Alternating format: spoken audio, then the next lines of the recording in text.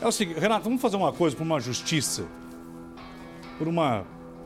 E você como um veterano jornalista, se eu estiver errado, você pode falar, de verdade.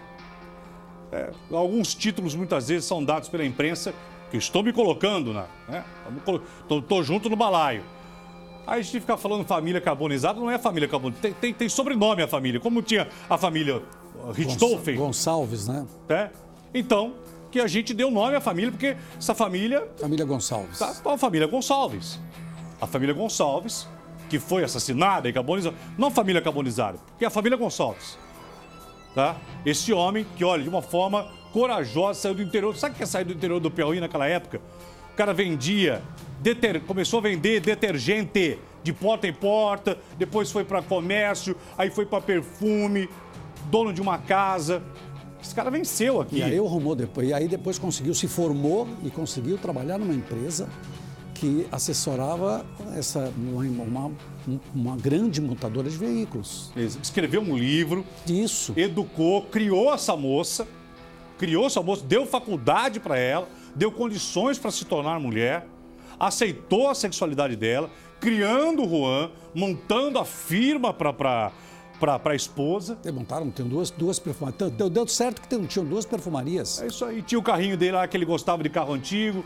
Tinha o Opalinha dele lá, 70... Aqui, e um carro moderno no carro que está com a esposa, né? Que é o Jeep moderno, bem moderno. E um Jeep, quer dizer, trabalhador, mas encontrou pela frente. Quando pessoas erradas entram, esse negócio de família é muito complicado. A gente já ouviu dizer muito isso, né, Renato?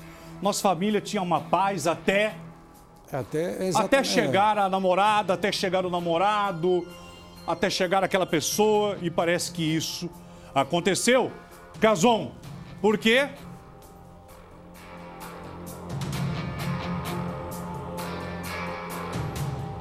Simplesmente por causa das duas.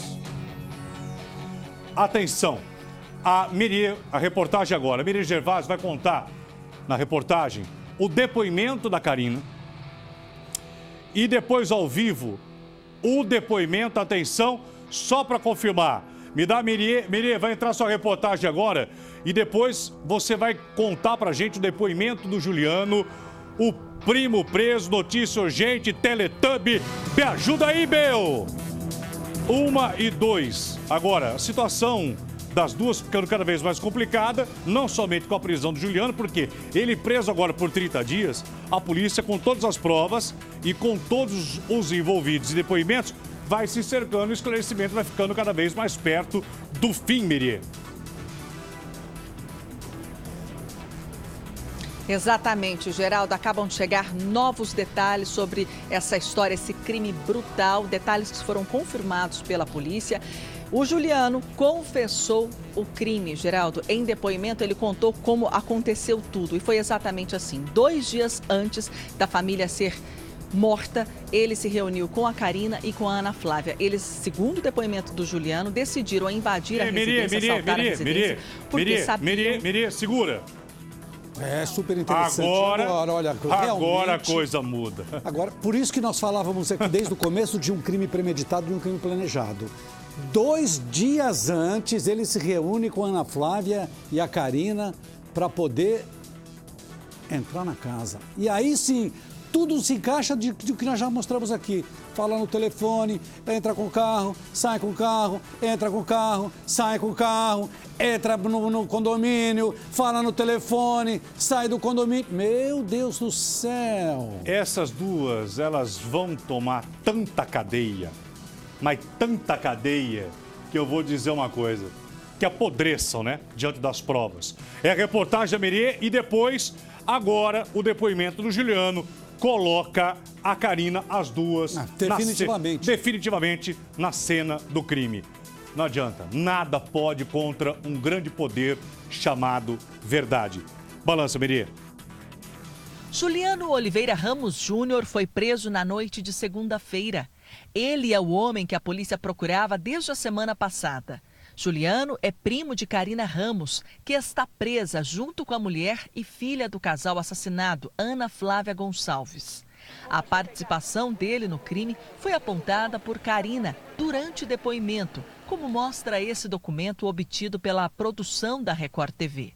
Nele, Karina diz que por volta de 10 da noite, Flaviana chegou à residência rendida por 3 indivíduos que anunciaram o assalto. Karina afirma que reconheceu um deles como sendo seu primo, Juliano, ou como ele também é chamado, Buiú, beiço. Os suspeitos estariam com 2 armas.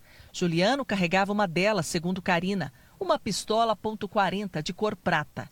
Os assaltantes teriam rendido todos da residência, feito ameaças e exigido que as vítimas entregassem bens e senhas de banco. Ainda de acordo com o documento, os 3 indivíduos, depois do assalto, teriam saído da casa no jipe da família, com pai, mãe e filho rendidos.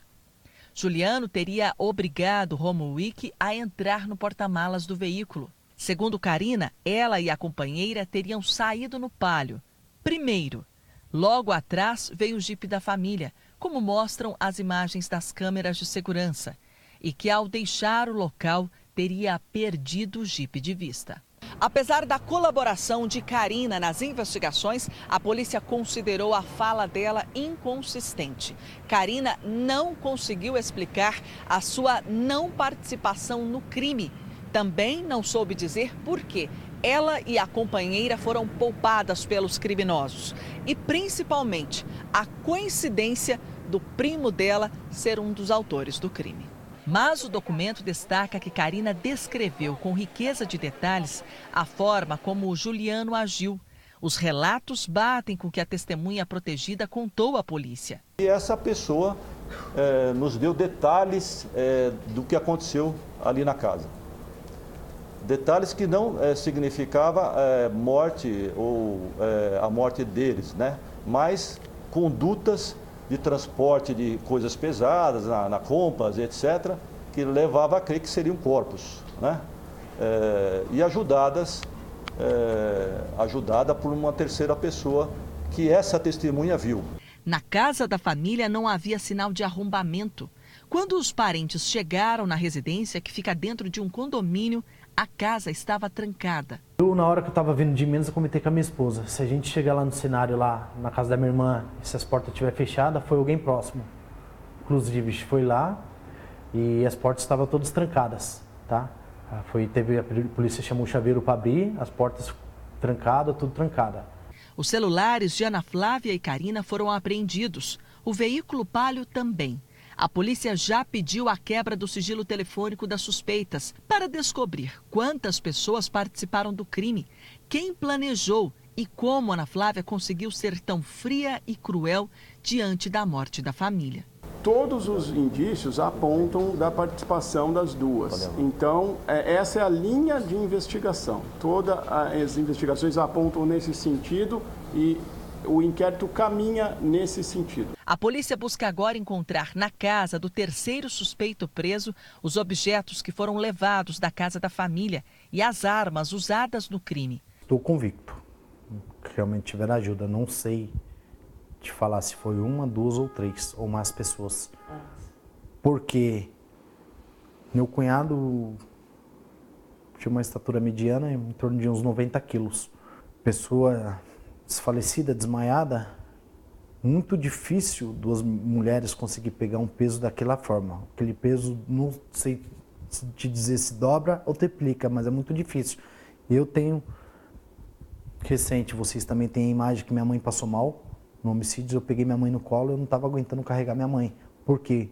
A cabeça fica mole, os braços ficam mole, o corpo fica difícil de você carregar. Então, eu acredito que não tenha sido só as duas.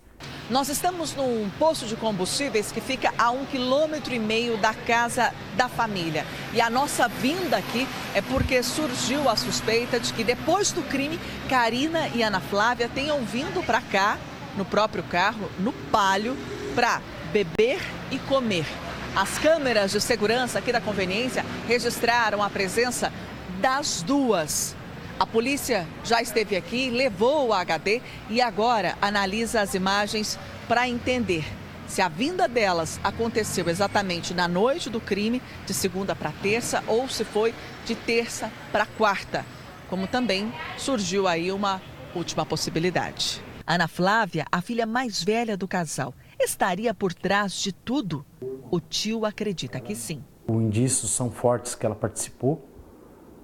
Ela foi a mentora, ela participou e por isso... E por quê? Qual que você acha que é a razão? A razão é a herança, né? Não tem outra explicação.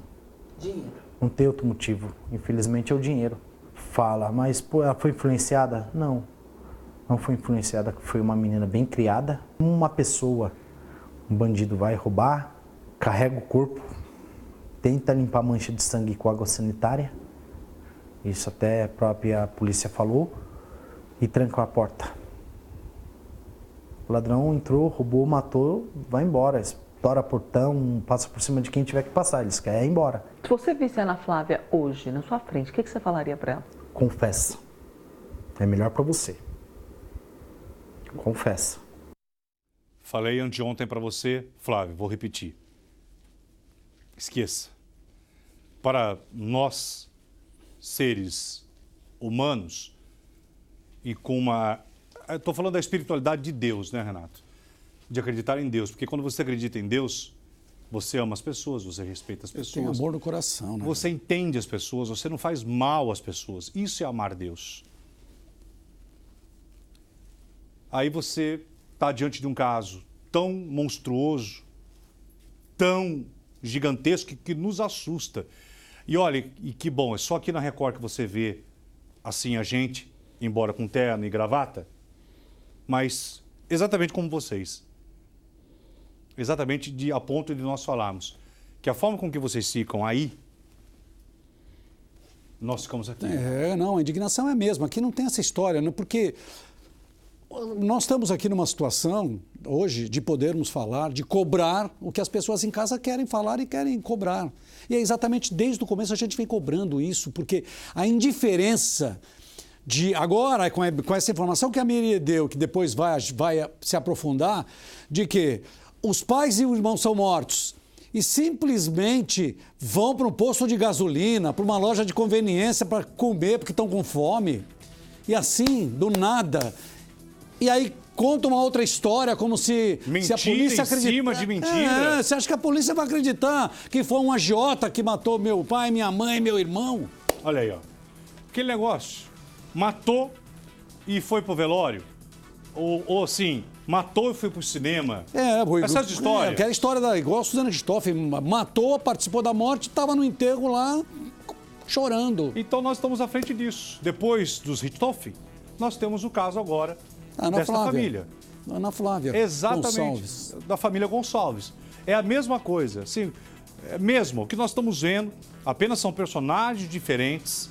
Lá os cravinhos, lá a filha que queria ter a liberdade, que não queria, que achava que os pais atrapalhavam a relação e que queria viver um amor. É igual, né? É igual. E agora aqui, 20 anos depois, estamos à frente desse caso. E a maldade, é a ruindade. A maldade. É a ruindade, sabe? Eu falei no primeiro dia, quando os corpos estavam lá, eu falei, isso é crime de ódio. Você falou no primeiro dia. Crime de ódio, e é exatamente isso. Mas ódio contra teu pai, tua mãe, teu irmão. Amanhã vocês vão ver, eu não posso dizer que é uma reportagem, mas é um texto com voz do Lombardi e minha sobre esse caso. Não percam o balanço geral de amanhã, que nós vamos colocar na nossa voz e no nosso texto sobre tudo isso daqui, sobre um apanhado geral. Até porque, até amanhã, muito mais gente pode estar presa. Ainda tem o exame de sangue, aí ainda tem o sigilo telefônico que foi quebrado. Sim, claro. Tem o sigilo telefônico, tem a questão bancária, quer dizer, tudo isso ainda que a polícia está recebendo.